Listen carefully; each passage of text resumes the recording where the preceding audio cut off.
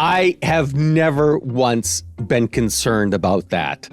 No, because you're a man. You're just like, it'll all work out for me. Yeah, is that not everyone feels that way? Yeah, so you're a white man with a lot of privilege there, Shep. Yep.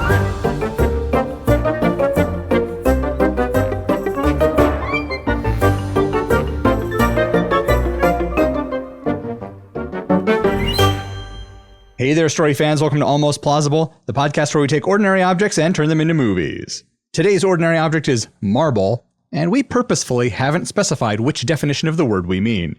I'm hoping that makes for some interesting pitches. I'm Thomas J. Brown, and if this podcast were a cake, it would be a marble cake, because swirled together with me are Emily. Hey, guys. And F. Paul Shepard. Happy to be here. So lots of different definitions for marble. It's one of those words that can go a lot of different ways. I haven't really looked at the pitches yet. What do you guys, did you come up with some cool creative stuff? I did try to come up with a different pitch for every definition. Okay. I came up with 2 pitches for 2 different definitions. All right. Well, Shep, you've made a big promise and you're pitching No, first, so Why did I say anything? I'm excited to hear what you have. It's always a mistake to speak up. Hoisted by your own petard. Indeed. Okay. A once great family is so down on their luck, they have to pry up and sell off the marble floor tiles from their decaying Gilded Age mansion. Okay. So you have stone marble. Yep. A man cleaning his attic finds his childhood bag of marbles. But now, having quote unquote found his marbles, he becomes painfully sane in a crazy world. I like that double. That's a double because it's marbles as in the toy and to lose your marbles. That feels really real, though. Like, Yeah. I feel like we are sane in a crazy world. So Yeah, not enough escapism for skip that one. Yeah. Okay. A rancher discovers that stress seems to produce the most beautiful, sought-after marbling in beef. He begins subjecting his cattle to elaborate psychological tortures to create the perfect steaks. Did we swap brains? Temple Grandin would be ashamed of you. And rightly so. Yeah, this is Saw, but for cows. Right. That's what I was thinking. Yeah. I mean, if you want to go meat is murder, then here it is. Let's pull back the curtain and turn everyone vegan. I mean, we could probably get funding from PETA, so. No. Okay, I'm out. I withdraw the pitch. Okay, last one. A former marbles champ comes out of retirement to try and win a marbles tournament. So it's taken seriously, even though the sport is not that serious. So like Kingpin with bowling, this is that, except it's a game of marbles. So everyone's a kid. So it's like Bugsy Malone. You guys know Bugsy Malone? Yes, I'm a big fan. I like the idea of a former marbles champ who's now an adult. And he comes back as like one adult playing against all these kids. That was also my thought. Because, in the Yakuza games, you guys know the Yakuza games? Yeah. In one of the Yakuza games, you can, as you're an adult man, Yakuza gangster. But there are a bunch of side missions, and you can go and play these toy car races. And you're the only adult there. So it's a bunch of kids playing and you. And when you win, you have like a big triumphant, like, yeah, I'm the best. And all the kids are crying. And it's like, this is ridiculous. So I'm picturing it's Bugsy Malone marbles and Liam Neeson is there as the former marbles champ. Well, he has a certain set of skills. So He does. Yes. And he can play ridiculous things straight. And that's what you want. You want it to play it straight and not call out the absurdity. I had kind of a similar idea as one of mine that I was working on. And then I realized it was basically just the plot of Balls of Fury. Balls of Fury, yeah. I was like, wait, this is just the same plot as this. So never mind. That's all that I have. Emily, what do you have? A lost 70s documentary on the Marble Grandmasters tournament is found by a young film student. The winner was a marble prodigy who won more than 16 consecutive golden marbles, then mysteriously vanished from the limelight. The young film student sets out to make a new documentary to find the Grandmaster and hopefully shine a new light on an old pastime. And the old Grandmaster's played by Liam Neeson. I know as you're reading yours and talking about it, I'm like, that's mine. And then I have one with a different definition for marble. Okay. A tourist goes missing at a marble quarry in Carrara, Italy. Foul play is suspected when her mangled body is found at the base of one of the smooth walls a few days later. With few leads, her travel companion becomes the number one suspect. You don't want to get blood on marble, it stains. No. Actually, now that I think about that, I've said that, but I don't know that for sure. I think that's a thing I saw in a movie or on a TV show once. So it just sounded... Well, marble is porous, so it would make sense. So, statement, but asterisk. Do your own research. All right, Thomas, what do you have? A group of kids in the 1980s find a glowing marble in the woods that allows them to jump through time. How does it work? I don't know. We'll have to figure that out. Do you shoot it? Ooh, yeah. That And it seems makes like the circle open up in a portal? That's just the rings from the Sonic movies. Yeah, that's true. Okay. I got nothing then. I don't know how it works. Well, if we pick that one, we can... That'll be priority one, is figuring that out. My other idea is in prehistoric Italy, a defeated tribal elder curses the mountain after a brutal battle over hunting grounds. Millennia later, a marble quarry cuts into the cursed land, harvesting stone that brings extraordinary success to anyone who possesses it, followed by envy, rivalry, and eventually a violent death. I was trying so hard to make something with a quarry that was cursed, like with ghosts or something, and I couldn't come up with anything. So bravo, Thomas. Well, thank you. Those are what I have. Which one do we like the best? An aging marbles grandmaster who travels through time? Oh, yeah, maybe he lost the tournament and he wants to go back and win it this time, but he goes back as an adult. Yeah, is there like a playing for all the marbles thing, and then they're like, aha, you lost your marbles. Boo. That's definitely got to be in it. Yeah. Oh, does it take him to an alternate universe, not just another point in time where he plays marbles, and then if he loses his marbles, he loses his marbles? So he made a deal with the devil. Yes. What does he get in exchange? A golden violin. What do you... He gets one of those big shooter marbles, but solid gold. I mean, it would be heavy, but it wouldn't be firm. Not a good shooter. Well, no, it's just a trophy. Yeah. It's a thing of value.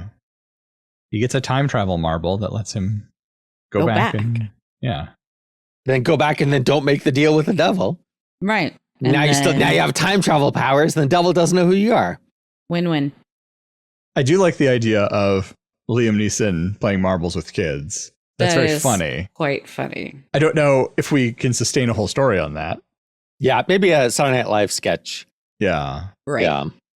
So we've got Saw for Cows and then like a cursed quarry. Murder in a Quarry.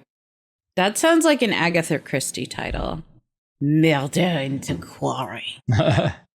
The woman was she pushed from the top of the cliff face, and someone's like, she must have fallen like a rock, and everyone looks at him and he's like, I didn't even think. I'm so sorry. Like, that's like the one character who keeps his brain just does that the way my brain just does that. And the whole movie they're like, dude, and he's like, oh my God, I'm so sorry. I just promise I'm not doing this on purpose. He's got a rock solid alibi. Do you know, recently I saw a meme that said women hate 3 things women hate, and number 1 was choosing. So, not to feed into stereotypes, I hate choosing. You two decide. See, I'm trying not to, because listening to the older episodes, I feel like I bully the two of you into choosing whatever I want all the time. So I'm trying not to do that. I'm self-conscious. Although it could be neither of you likes to choose. So whenever I choose, you just go along with it. So I'm not bullying you. You just don't want that responsibility. Well, I don't want the responsibility because what if you guys say no or it ends up being a really crappy episode? Well, then it'll be your fault. And Exactly. And then we'll get nasty reviews that are like, hey, that Emily should not be on your show anymore. You know what I liked? Mike and Ethan. They need to come back. And you know what we'll tell those people? Fuck off. Stop listening to the show. We don't want you. Emily's integral. I have never once been concerned about that. No, because you're a man. You're just like, it'll all work out for me. Yeah. Is that not everyone feels that way? Yeah. So you're a white man with a lot of privilege there, Shep. Yep. Well, I like my idea about the documentary on the Marble Championship. I also like that. Combine that with Liam Neeson. Right. I was thinking like yours is basically the same. When they find him, he's going to come out of retirement and then go and do a Grandmasters. Yep.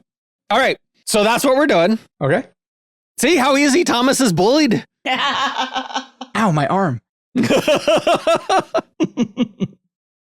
So this is a documentary from when he was a kid. Yeah, it starts out with a film student finding the documentary from when he was a kid. And for his or her documentary assignment, she or he decides to basically make a sequel to it. Like, Could be she. Women can make movies too. But can they? I mean, I wasn't very good at it, so. You had another woman rooting against you. You got fucked over. It was unfair. All right. Who are you thinking of for the woman? Ooh, I know. Io Adebari. Oh, yeah. From The Bear. Yeah, she's great. I could totally see her in that role. Yeah, I think she would be great for that role. Okay. So is it the kind of thing like her dad was a filmmaker and made this documentary? Maybe when he was in college, he made this documentary. Now she's in college. She's a little old to be in college, though, huh? Yeah, it's second life. Second chance at life. Okay. It's a movie. She can be whatever age you want. Doesn't have to be realistic. She could be like 22, 21-year-old. I think she could pass.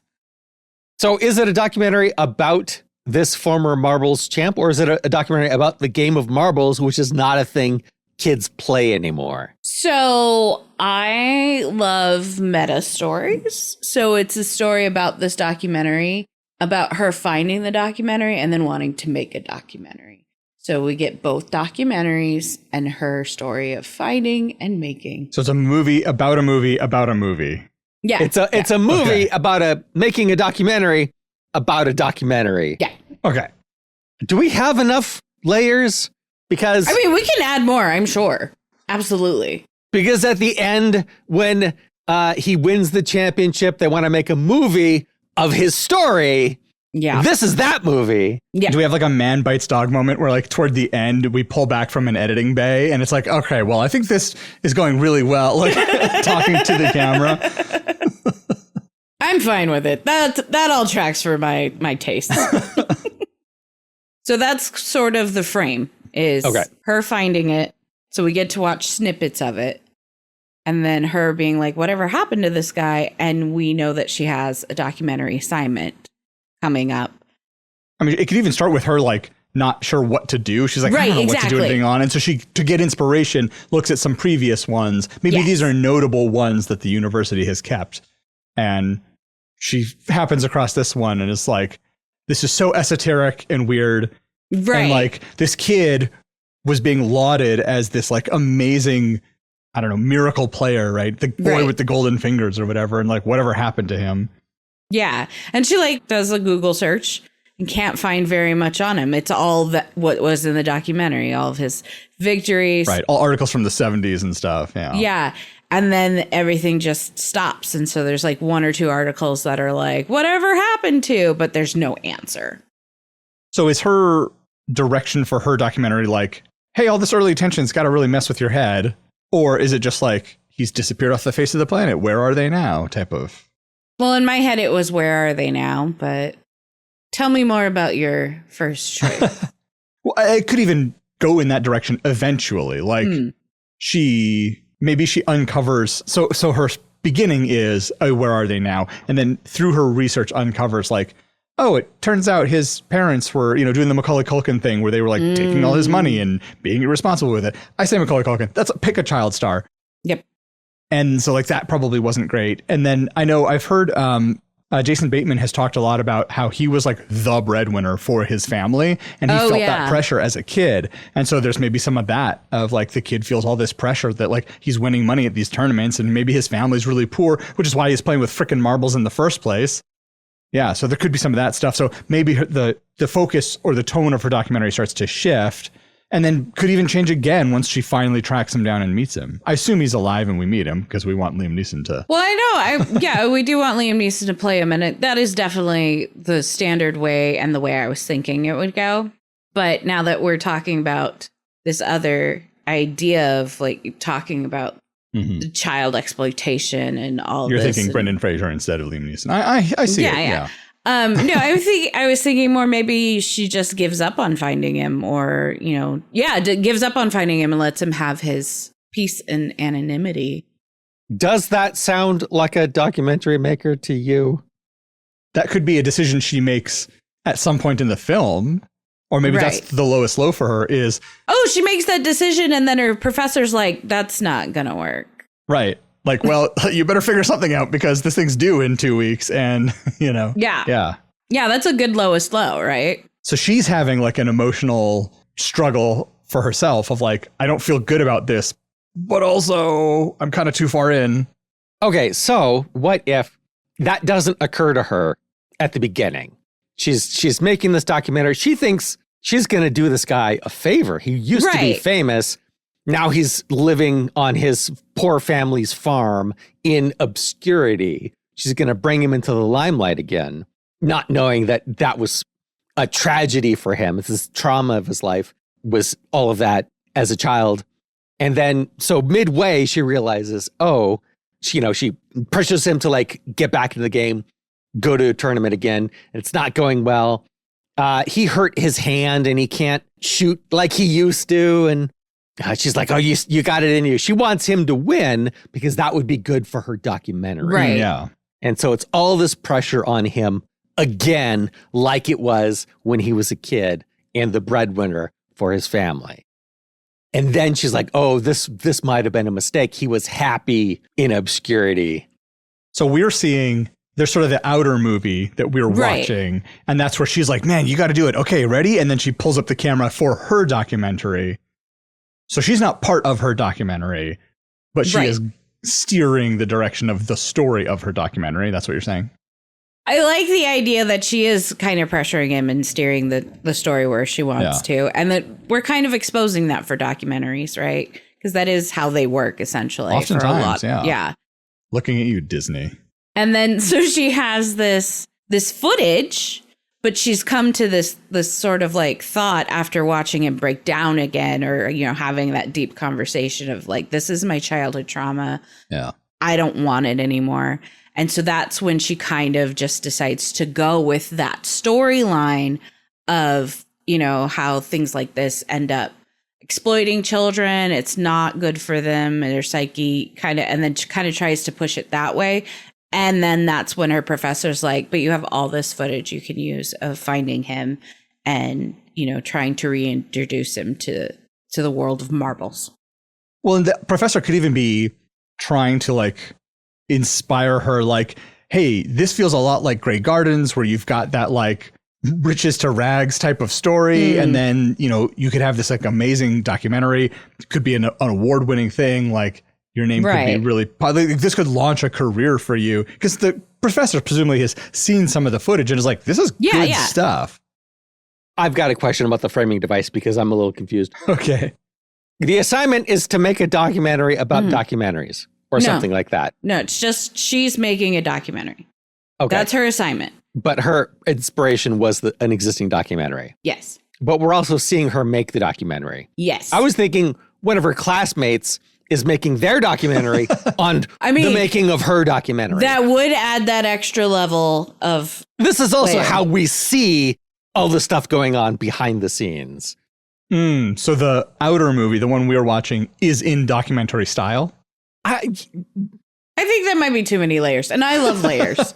It's the same number of layers. It just explains why we're seeing. Well, why can't it just be like we're seeing a story like we would see a story played out if it wasn't like about 2 documentaries? Or 3 or 4. Or 3. Okay. At the very end, it's revealed that the whole thing was a 4th documentary about her classmate who made the documentary about her. Well, it was about the whole class, the entire class, and then they found this story within that. It's about the film It's the program at her professor's school. documentary. Yeah. Yeah. Yeah, the professor's got a side thing going. What is the tone of the movie? Is it serious? Is it a comedy? I mean, it feels serious to me. I would say serious, leaning toward the dramatic. Okay. I think that's what we're evolving in this conversation too. Yeah. I think, unfortunately, we have to save Liam Neeson for another time. So now it's adult Macaulay Culkin is the former Marbles champ. He's too young. For 70s, yeah. I mean, I guess we could push the decade. A lot of people playing marbles in the 80s. Yes. Are you serious? Were the two of you not alive in the 80s? I mean, I had marbles. I don't know if I ever played marbles, though. I was alive in the 80s, but I was playing with sticks and camouflage in the swamp. I was playing with muscle men. Yeah, you were. It explains everything. I was playing with marbles and sticks in the swamp. So yeah, we could, if we wanted like Macaulay Culkin to do it, we could definitely set it in the 80s. Because he's got that, it's a character played by an actor that has a similar... Yeah, I think that's a good point. So let's start with, so the first act is her finding and watching the documentary, right? Yeah. So like it's like the first scene, like getting the assignment like in class and that sort of a thing. And maybe even she goes up to the professor and is like, I'm struggling. I really haven't. Oh, I know. So they're maybe being excused from class and the teacher's like, hey, I need to know what your documentary is about. She's like, I don't know. I haven't decided yet. Like, so we're seeing that right away that this is a thing she's been pushing. And maybe the teacher even suggests like, well, tell you what, in the film school library, we have a bunch of previous ones. Maybe take a look at some of those, see if anything inspires you. Yeah. See what others have done and kind of see what you could do different or what you like. Yeah. You know, she's watching different ones. Nothing's clicking. And then she finds this one and is just, for whatever reason, fascinated. Oh, so you see a stack of other documentaries and you see like 7 Up and 14 Up, other documentaries where you see where are they now type things. And then she sees this one. So you don't call attention to it. It's just there for the eagle-eyed viewer. That's good. Yeah. So then it's easy to write this because then the second act becomes her decision to make the documentary. Yeah, I think that's the end of the first act, is making that decision. And so then that puts her on the path. And so what is that mid-second act turning point? Would that be the conversation with the marble champion and him like letting her know that this isn't what I want? It was never what I wanted. I had all this pressure. I was the breadwinner. I was exploited. I don't even have any of that money. I don't even have the gold marbles I won. And that's when she starts to think about swapping the way it goes and looking into it and kind of building that new story. So that when she builds it and gets to the point where she's satisfied with it, she shows the professor kind of to get a gauge on what he thinks about the new direction, because she's told him the original direction and shown him some of that footage, right? And then that makes the low slow where he's like, well, you already had it. Why are you messing with this? What is the new direction? Well, she goes from trying to find him and get him back into the world of marbles and get him back into the limelight. And so like originally it's to, bring him back out to celebrate him and his victories and his talent and, reintroduce him to the world. And then she makes the change to talk about more of that exploitation and the stresses and the pressures that come with it. How serious are these marble tournaments? Does he have like a coach? So originally in my head, I was thinking it would be like the same pressure chess players feel. So maybe it was the coach that stole all his money. Yeah, it could be that. Ooh, the coach stole all his money and he was okay with being the breadwinner for his family because he wanted to help them out. Yeah, he's a kid. That's Yeah. And so he has some guilt about that, about letting the coach get away with that and watching his family have to suffer even though he tried so hard. right. Well, and maybe the coach took the money and ran. And Yeah. so he's kept, after the coach left, he kept trying to enter these tournaments and win more money. Like, well, I've got to make up for this. And so that's where that sort of pressure still comes in. So we kind of get the best of both worlds there. Yeah. Or the worst of both worlds, whatever it is. All right, well, let's take a break here. And when we come back, we'll see how things turn out for our documentary filmmaker in our Marbles movie.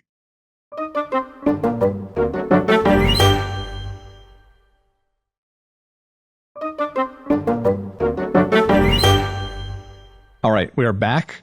We're back and we need to figure out where we're going with the second act after the second act turning point. So far, she's found him. She's interviewed him. We have the story of his childhood and all of that. What's left? Has she attempted to get him To like bring him out of retirement kind of to thing. bring him out of retirement? Yeah. Yeah. You know, come do a celebrity match. All the pressure again. Yeah, yeah. Do we want it to go with she's kind of like hinting and pushing him towards that? And he's like, I know what you're doing and I'm not going to deal with it. And then goes into that conversation with her?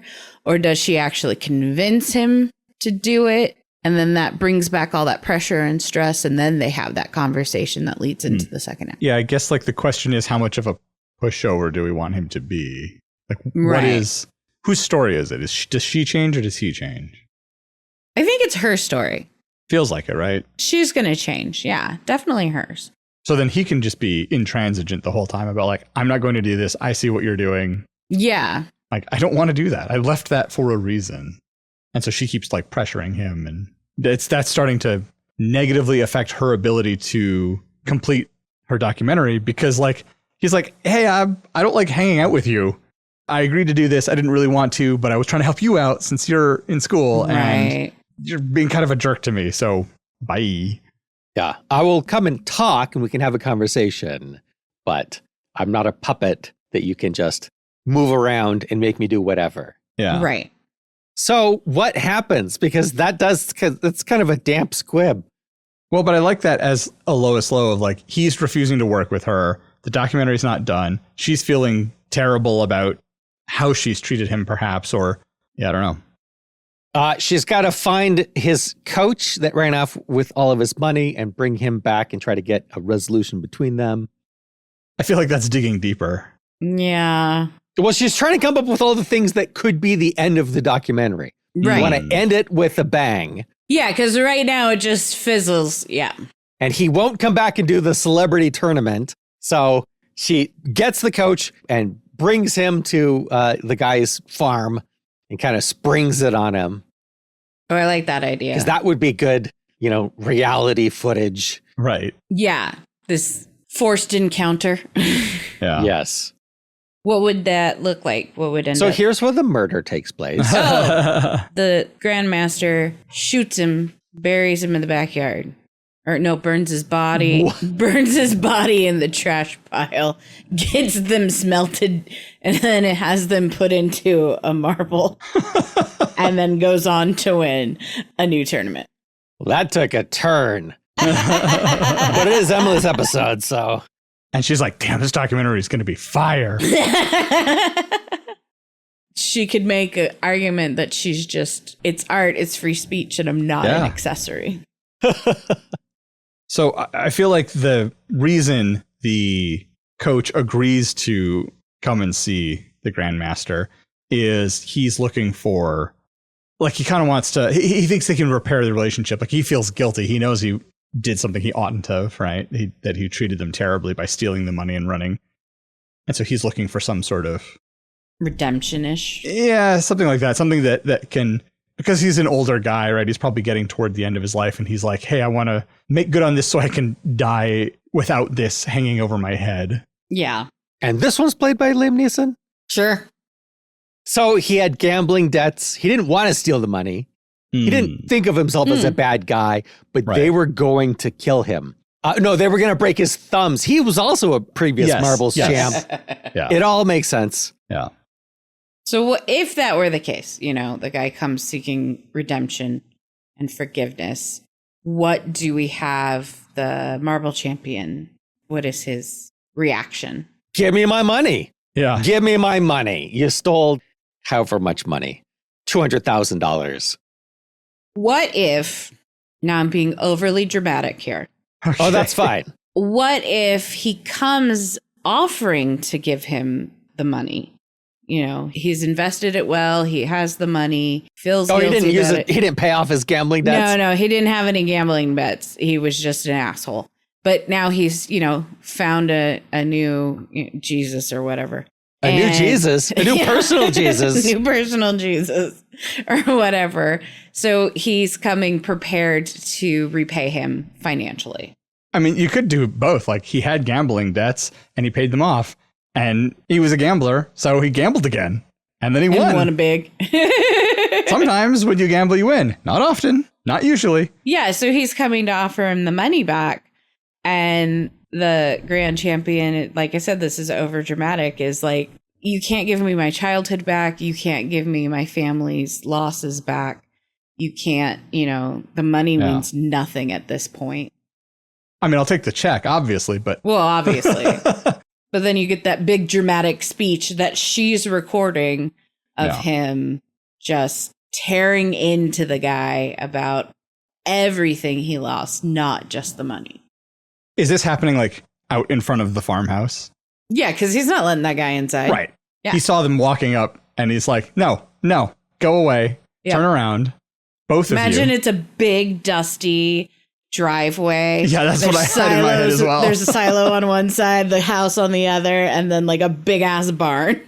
There's a dog chained up, and the dog is barking. That's how he knew there were people there. Yep. Yeah. A farm.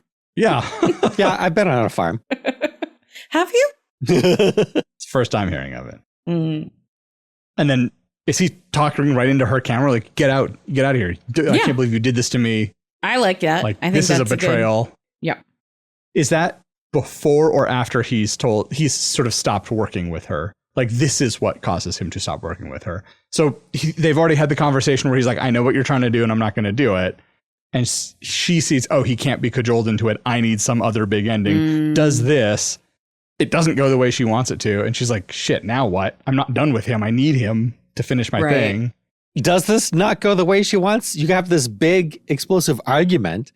I think she was hoping for like a happy ending. Yeah, like, oh, see, it all worked out. Because I think that's kind of been her thing all along, is like, I'm going to make this guy famous again. Okay, he doesn't want that. Well, I can at least like, repair this relationship and get him his money back. And it's like, God damn, none of this is going the way I want it to. And it's like, yeah, you've got this explosive argument, which does make good viewing, but it doesn't have a nice resolution to it. Right.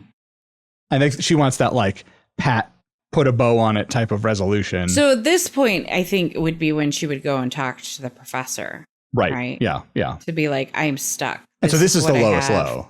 Yeah. Yeah. This is the lowest low? How do we get out of this hole that we've dug? Yeah, that's how it works. That's the hard part about the third act, right? Like, how do you get there? What is the end? He stalks them and kills them one by one using marbles and his shooting marbles abilities. He shoots them into their throat and they're like, Yep. It's a good way to die. How did Finding Forrester end? He didn't want to come out into the limelight.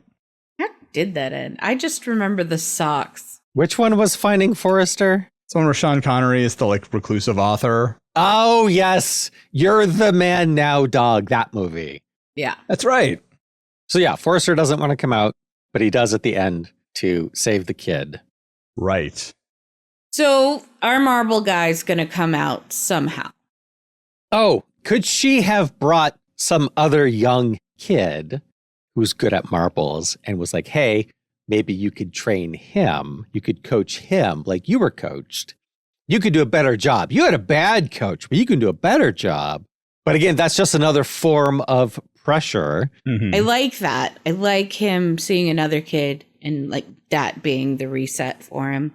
but I want it to be a way that it's more natural for him and not forced by her.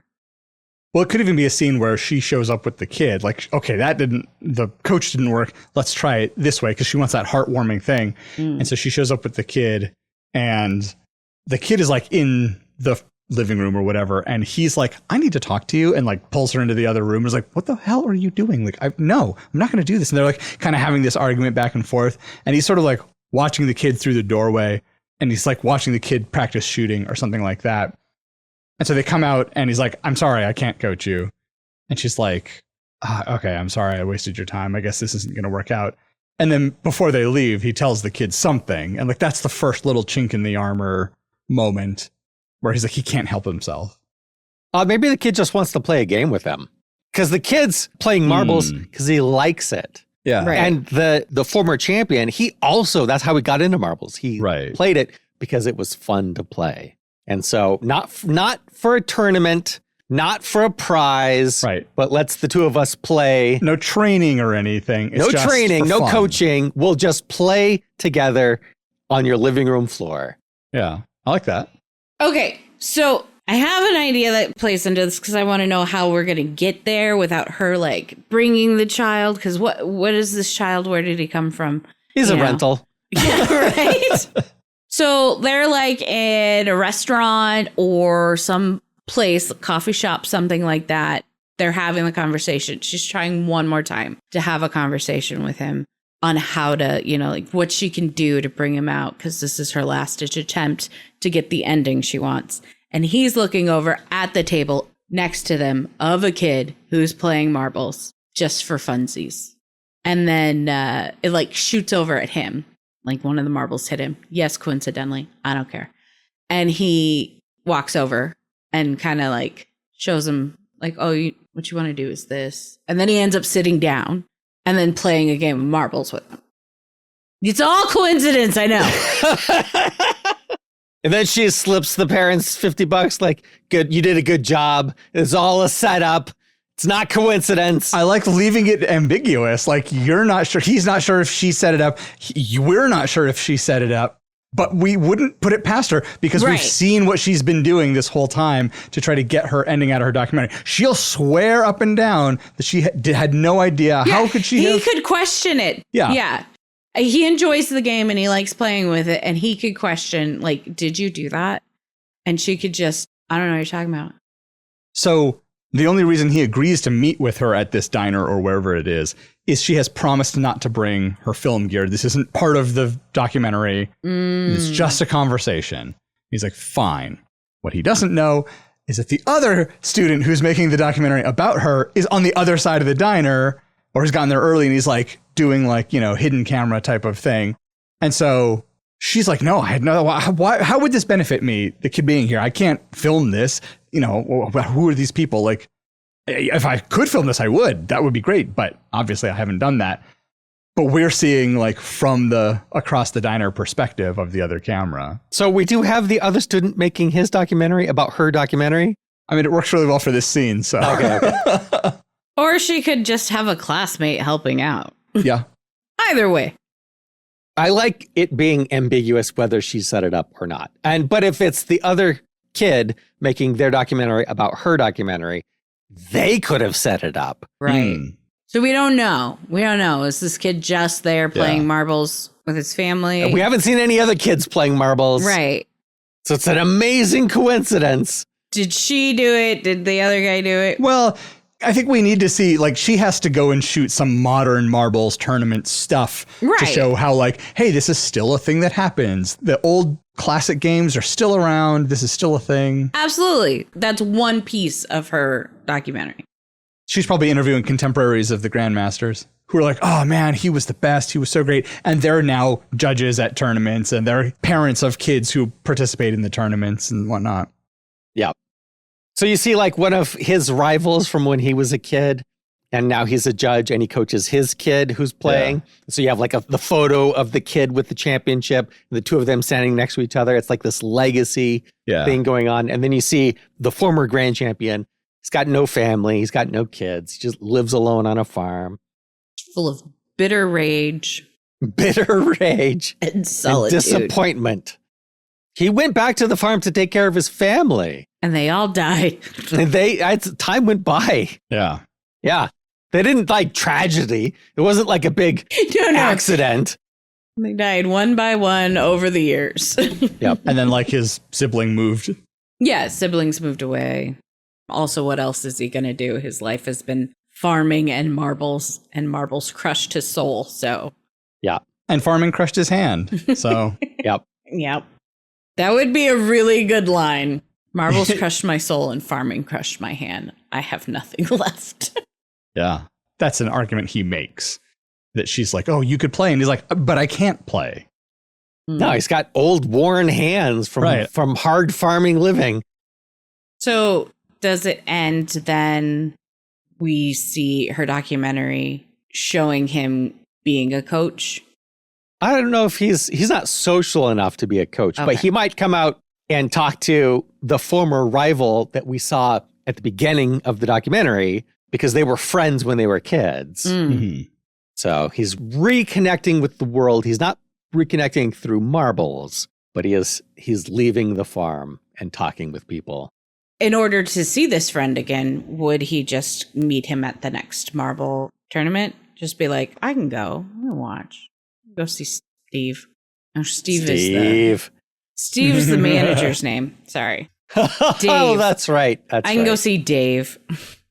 Yeah. He might have wanted to reconnect, but like doesn't have any way to contact Dave. Right. They didn't have cell phones back then. So it's not like he still has the same number. That can even come up earlier where she's like, oh, do you ever talk to your, the people who you used to compete against and go around these tournaments with? Because maybe he talks about like, oh yeah, it was like the same kids. We saw each other at each thing. She's like, oh, do you ever talk to them still? And he's like, no, how would I even find them? Like, I don't know who these people are. They're strangers to me now. And she's like, oh, well, I found most of them. And he's like, maybe that's how she convinces him to participate at all, is she has this information that he wants. Okay. He wants to reconnect with them, but he only remembers like their first name. So what could you even Google? I mean, I guess marble champion Dave. Well, but none of the other ones were marble champions. He was always the champion. You can't search marbles runner up Dave. Then you search for the competitions that he was in, and then there's a list of participants. But he's a farmer. He doesn't know how computers work. That's also a good point. Because that's how that works. Are there any other details that we feel we need to include in here? What's the ending? What was the...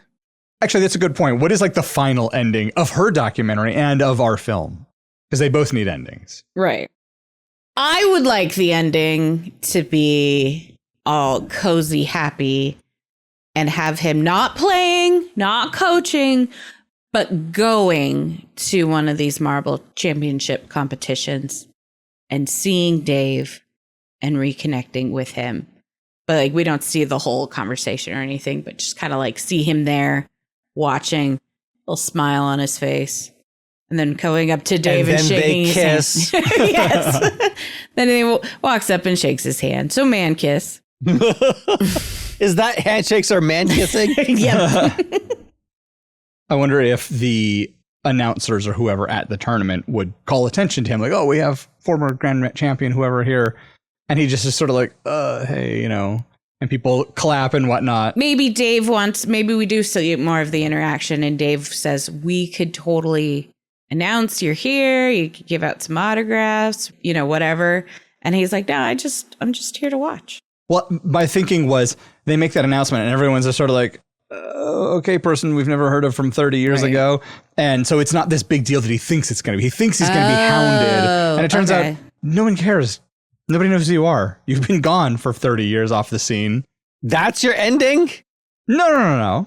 That's part of the ending. Because we built up before that he's like, no, I don't want the attention. It's like, yeah, you don't have to worry about the attention. I don't want to go back to that life.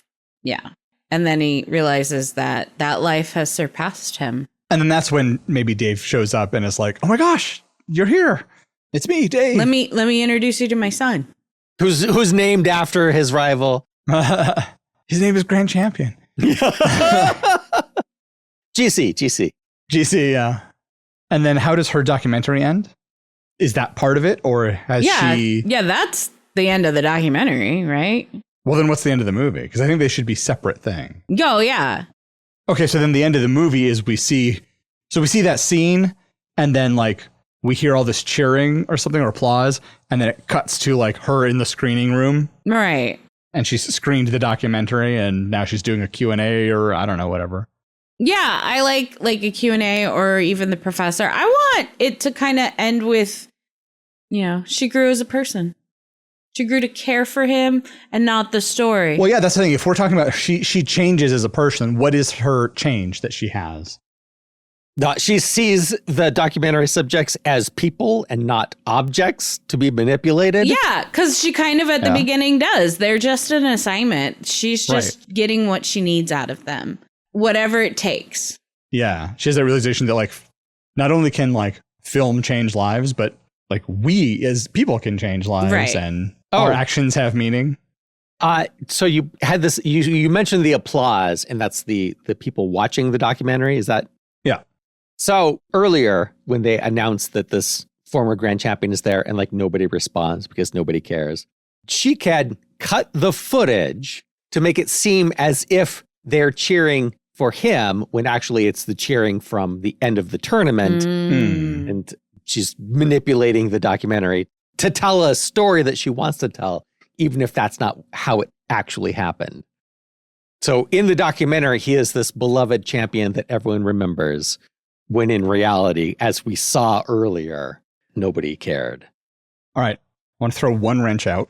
So we talked about her being a non-trad student. So maybe this isn't like for a degree she's trying to get. This could just be like a class she's auditing or something like that. Because it's a thing she's interested in. What if she doesn't finish the assignment and turn it in? Because she's changed as a person. She viewed originally her subject as just an object, and she realized he doesn't want this attention. And if I complete this documentary, it's going to bring unwanted attention to him. And so her growth as a person is, who cares about this? I'm not even getting a grade for this class. I don't care. This is our big ending. But it's not like she wants to turn in the assignment, but not give him attention. So every time his name is mentioned, it's beeped. Okay. So she's showing the professor the end of the documentary. And there's no big applause. There's no grand reunification with the marble community. And he says, here's a trick, and says, take this clapping from this event and put it on here. No one will be the wiser, right? And your story's complete. Right, because her ending's kind of flat to her documentary. Because sometimes we have to make some choices. And so we see her kind of thinking about it, and then we see her kind of do that in editing, right? Make that version. And then we skip to the screening, and the end is her original version of him just walking up, the announcement, no applause, and then him reuniting with Dave. And then the professor says something about it. You had your story, you had your ending. Why'd you choose this? And she gives, an explanation about, well, it's a subject, not an object. I'm here to show what's real, not what I want to be real. But like written well instead of us just babbling not out of in concepts. that way. Right. That's the writer's problem, to make it eloquent and grand and meaningful.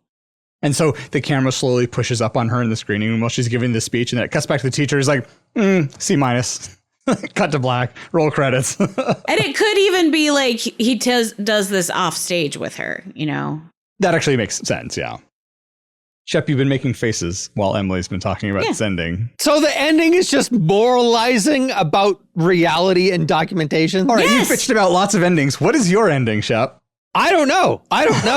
That's a problem for the writers. We know the movie ends. That's all we need to figure out. Yeah, my ending is about moralizing. Yeah. Yeah, but that's not going to change anything. We know that documentaries manipulate reality. Do we? In the age of TikTok and AI, do we? Yes. Now more people know. You think, right? God, you'd hope. Oh, gosh. Oh, no. Now it's a tragedy. That's what this movie is. Well, yeah, give me a suggestion, because I don't know. I like that ending, but I like that morality tale. But you're right. This isn't new necessarily. So do we have the person making the documentary about her making the documentary?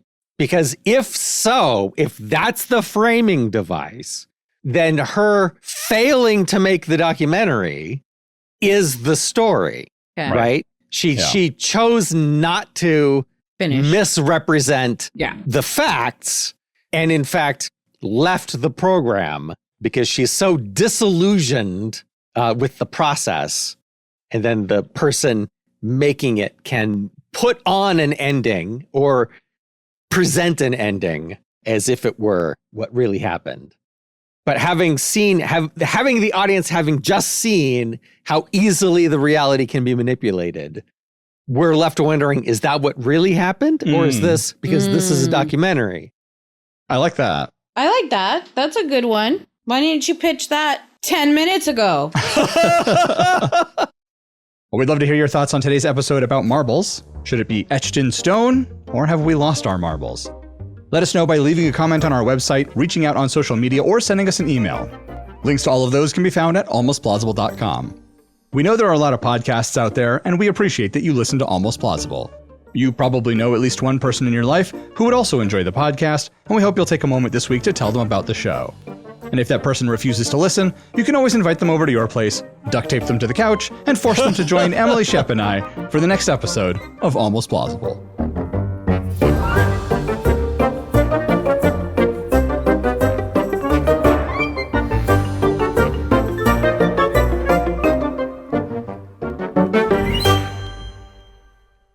I looked it up. Bugsy Malone's in color. Yeah. So I might have just watched it on a black and white TV and assumed it was a black and white movie. Yeah, because Jodie Foster's in it. Jodie Foster's in it. Scott Bayeu's in it. I probably saw it in the 80s when I just had a black and white TV and assumed it was a much older movie because I didn't know who those people were yet. So, yeah, in color. Blew my mind. Sorry.